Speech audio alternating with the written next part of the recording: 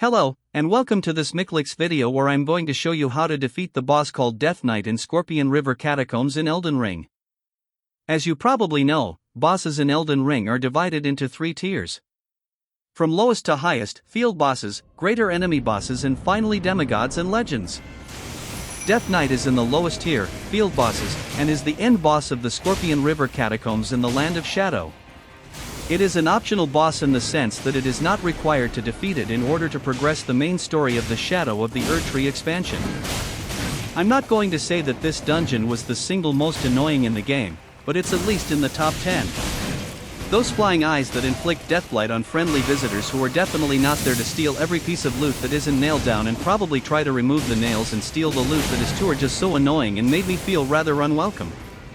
Unlike the rest of the Land of Shadow, which always gives me a warm and fuzzy feeling. Anyway, I'm not sure what I expected the boss of this horrible place to be, but I guess a Death Knight is suitable.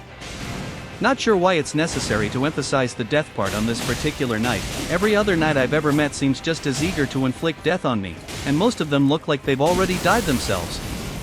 But this guy is the Death Knight, more deadly and more like death itself, truly a being to be feared and avoided. It's starting to look like a facade really. I'm sure he's just a scared little boy inside. But still wielding a huge halberd unfortunately. Speaking of his huge halberd, he sure likes to attempt to split my skull with that. He will also sometimes summon some sort of yellow lightning spear that he will throw at random people in the vicinity. But when I'm the only one there, the random part tends to be very not random and usually ends up with me getting zapped by the lightning spear. I once again called in Black Knife Tish for assistance as I was in no mood for enduring a longer beating than necessary.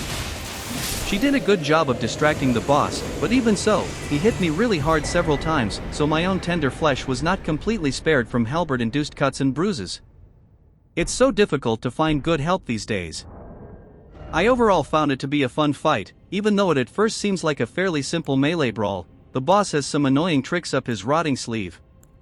And silly me for forgetting to swap talismans before the fight, so I was still wearing the ones I use for exploring. And now for the usual boring details about my character. I play as a mostly dexterity build. My melee weapons are the Hand of Malenia and the Uchigatana with keen affinity. I was level 196 in Scadutree Blessing 10 when this video was recorded, which I think is reasonable for this boss.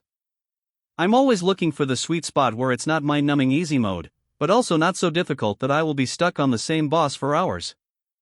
Anyway, this is the end of this Death Knight video. Thanks for watching. Check out the YouTube channel or Miklix.com for more videos. You could even consider being completely awesome by liking and subscribing. Until next time, have fun and happy gaming.